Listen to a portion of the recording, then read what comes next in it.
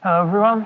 So this talk is about probabilistic programming, and hopefully you will have heard about it by now. You have some idea what it is. If you don't, this means we're not doing a very good job at outreach as a community, and honestly, I like to think we do, so I'm going to assume that you have some idea what it is. Specifically, what I'm going to talk about today is how to build a probabilistic programming system in a modular fashion. And in due time, we're going to get to exactly what notion of modularity I have in mind.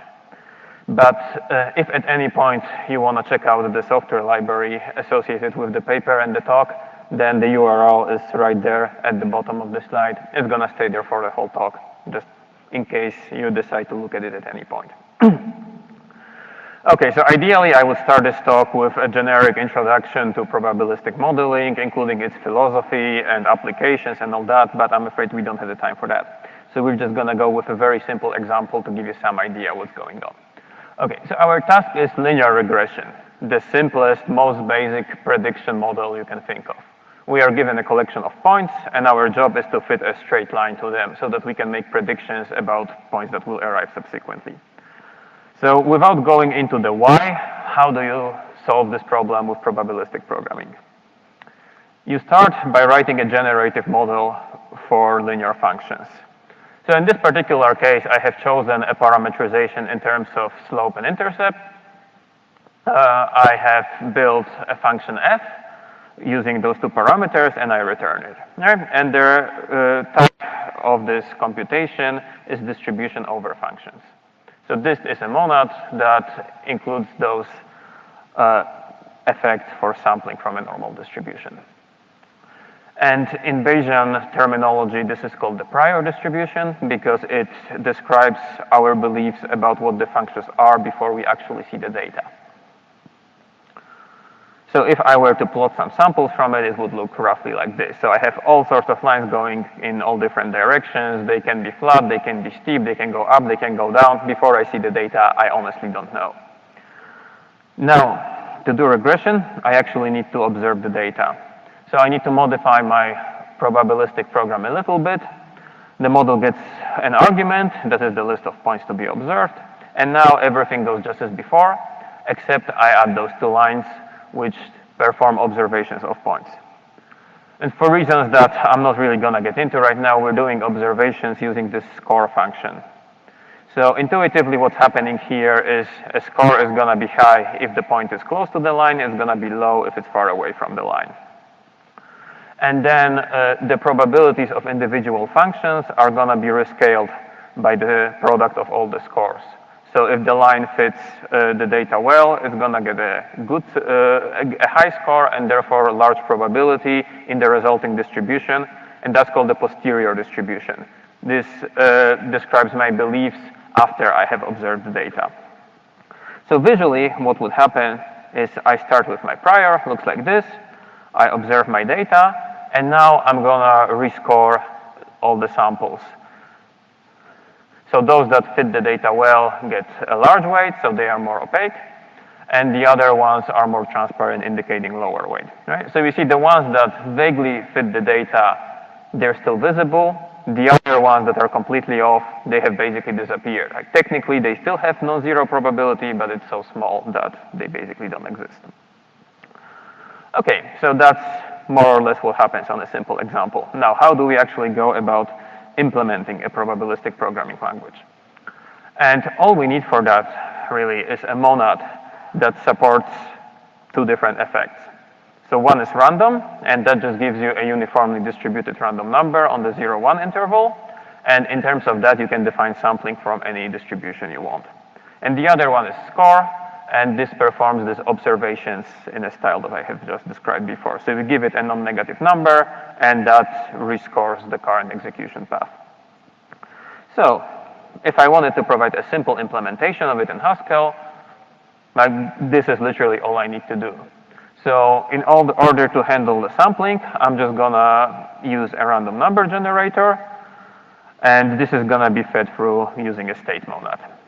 Okay? And for scoring, all I'm doing is accumulating the product of all the scores I have encountered during the execution, and that's going to be handled using a writer monad. Right? So it's a state with respect to the random number generator and the writer with respect to the weight. Okay? And that's all I need. Once I implement that, I can run it and, give it a random number generator. It's going to spit out a sample and a weight. And then I repeat this process, get more and more sample. And once I get sufficiently many that I'm happy with the results, then I stop and I'm done. Okay, so it would look something like this. So the model code is just as before, but in the actual implementation, its type signature would be given in terms of this abstract class monad infer, right? And once I execute it, I get my samples just as before. Okay, so that's it. Right? That's how you implement a probabilistic programming system. Unfortunately, things aren't so simple. So there is a big problem with this approach, and it's just that it's very, very slow. And by slow, I don't mean that it executes slowly. I mean that you just need a huge number of samples to get a good approximation to your posterior distribution. So intuitively, what happens is, using this approach, I need to guess the correct line without having seen the data. So if the range of parameters which results in a relatively good approximation is narrow, it's going to take me a very, very long time before I accidentally hit one that actually fits the data well. So that's really at the heart of this issue. And this is a very difficult problem. Like, honestly, approximate Bayesian inference is an old and very active research field. And this is the big problem in probabilistic programming. How do we make this sampling more efficient? So, all the other stuff that's being done, whether it's reasoning about program termination, proving program equivalences, that's all good. That's all very useful. But this is the most difficult problem that's really holding back practitioners, in that how do I run these things fast and get my results in a reasonable time? So, well, we have not solved this problem, obviously, but what we have done is provide a better way for implementing certain algorithms that are already known in literature. So specifically, we're going to look at the families of algorithms known as sequential Monte Carlo and Markov chain Monte Carlo. These are pretty popular in the probabilistic programming literature, so if you read any of those papers, you will have probably encountered some of them. I'd love to tell you exactly how they work, but I'm afraid we don't really have time for that, so I'm just going to throw those names in and proceed. So to give you a good understanding of what it is that precisely we're after, we need to distinguish two different notions of efficiency. So one is statistical efficiency, and that means how many samples do I need to get good results.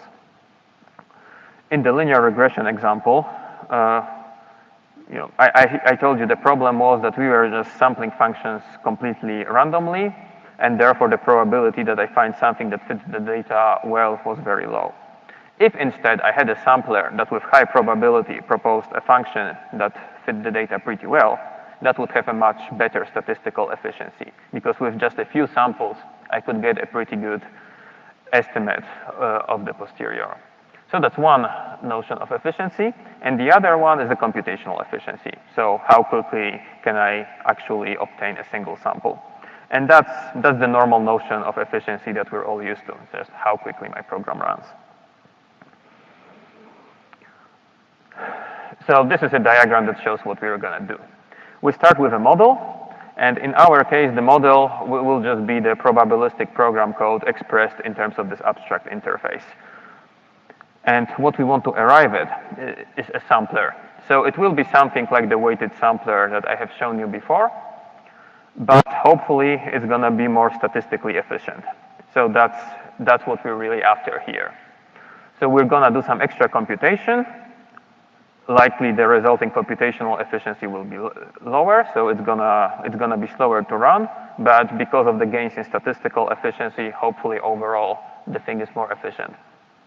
And the way we're gonna structure this, so like this is what people normally do. They take the model and they produce a sampler, and the novelty in our approach is that we decompose this transformation into a sequence of steps, which will be transformations for intermediate representations, much like you do in a normal compiler. And importantly, all those transformations are deterministic, and all the randomized stuff that actually uses pseudo-random numbers is going to be contained into this final sampler. So that as you proceed through this process, you do the transformations, there exists a certain notion of, well, there is an invariant that is maintained as we do these transformations, and I'm not going to go into exactly what it is. We have a whole paper that was published at Popl that tells you precisely what it is and how it works. All that's important here is that at the end, this guarantees that I'm going to obtain a sampler that's asymptotically equivalent to the one I have shown you in the beginning. So if I were to draw an infinite amount of samples, these two would give me the same answers, but hopefully with what we produce here, we're going to get there faster. And that's one aspect of modularity that we have uncovered, and the other one will be a vertical aspect that has to do with how we structure the intermediate representations. Okay, so specifically what we have done is we looked at the literature for approximate Bayesian inference and looked at the algorithms from the sequential Monte Carlo / Markov chain Monte Carlo family. And there exist lots and lots of variations of these algorithms, such as nested sequential Monte Carlo, resample move sequential Monte Carlo, particle MC sequential Monte Carlo squared. There's lots and lots of these algorithms, but they seem to share a common conceptual structure. So they're built of certain elements that are put together in various ways. And conceptually, there are just three of them that we need to distinguish. So there's a population that basically says, okay, we have multiple different samples being produced at once. There's the sequential, which says, as I run my program, I can stop halfway through, look at the score so far, and then decide if I want to keep going or maybe abandon or change something. And the third one is the tracing. And what's that doing is remembering all the values that were sampled throughout the execution trace and remembering them so that at the end, I can figure out, okay, I want to go into this place, I'm going to change that value and see how this affects the output of the program. And what we want to do is, well, provide an implementation that somehow exposes those components and associated transformations to the user. So we achieved that. Okay, so like a bit of a foreshadowing here. This is a popular inference algorithm called resample move SMC, and this shows you like how it's normally presented using pseudocode. This is quite horrible, complicated. You don't want to read that, but normally if you were to implement those things, you would write a code that looks something like this. But conceptually, we think of these things as spawning, resampling, and so on. So ideally, we would like to be able not only to think in those terms, but also to program in those terms. And that's precisely what we achieve. Okay, so the way this is done is using monad transformers. So this is a very standard technique that I'm sure you're all familiar with. So just as a quick recap, there exist monad transformers that can combine monads in various ways. And as you put them together, well, it matters in what order you do that. So for example, if I want to combine state and exception, then if I put them one way, then in case of exception, I don't get a state, and in the other case, even in case of an exception, I do get a final state. So the order matters. Then the second thing is that there is the identity monad that you can put at the top of the stack, so that this is like a basic thing that you build on top of. And we're going to use something very similar. The big difference with our approach being is that here, in the standard way these things are used, different layers correspond to different effects. But for us, additional transformers will not introduce any more effects. The effects are fixed, they are sample at score. The only things that get introduced are additional components of the inference algorithm. Okay? So for example, the sequential Monte Carlo algorithm, again presented in pseudocode, this is what you would normally implement it as, and instead we can implement it as a sequence of transformations like this. So here, conceptually, we have spawn, resample, and advance, right? And in our implementation, well, we have exactly spawn, resample, and advance. So in actual code, this looks like this. So this is the real implementation from the library. It's just a bunch of Haskell functions composed together, and they are indeed the things you like to think about. So there is a spawn, there is a resample, and there is advance, and just a little bit of plumbing around it. Okay, and I can express more complicated algorithms this way. So like resample move SMC, almost the same, only it introduces a bunch of MCMC steps in the middle.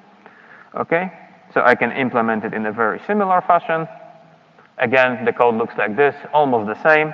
The only thing I introduced is the image steps here and a little bit of extra plumbing. So this is how our library allows you to implement your inference algorithms directly in terms of things that you like to think about, rather than low-level details of the weights and particles and how those things relate together. So if you've never implemented those things, it's pretty difficult to appreciate just how much trouble this saves you. If you've spent countless hours trying to implement those things, debug them, and they are pretty difficult to debug because then you never know what's probabilistic, and you get a bug, or maybe it was just unlucky, you don't know. With this, it's super easy, and there's very little scope for getting things wrong because of how everything is set up. Okay, so, well, one thing you may worry about with all sorts of high-level abstractions is performance. So how bad is it? It turns out we did some benchmarking against Anglican and Web people. These are popular systems of similar scope, and we have found that our implementation is competitive, sometimes a little bit better, sometimes a bit worse. So these are execution times plotted against the dataset size, and here against the number of samples used. And it tends to be pretty good, although you can see in the last column with the resample move SMC, that's a more complicated composition. There is some performance penalty, and indeed, detailed profiling shows that most of the time in execution is spent dealing with various abstraction layers rather than doing the necessary numerical work. So there's a lot of scope here. If anyone wants to take a crack at how to optimize those things away, please contact me. I'll be very excited to get some help on this, because we did some preliminary work, but I think there is a lot more we can do about it. Okay, and the final thing that's cool about the compositional implementation is that it enables a certain degree of deterministic testing of randomized algorithms, right? So I want to verify that two samplers are asymptotically equivalent, but in order to do that, I would have to wait forever, and I obviously can't. And if I stop at finite time, then I get spurious results with non-zero probability. But with our design, what we can do is just replace the sampling layer in the monad stack with something that performs exact inference. So exact enumeration, only tractable in the toy models, but it's good enough for testing. So I can take exactly the SMC code shown above, test it this way, and anecdotally, it's pretty good at catching bugs. Okay, I seem to have run out of time, so that's a good place to stop. Please remember to check out the implementation. Thank you.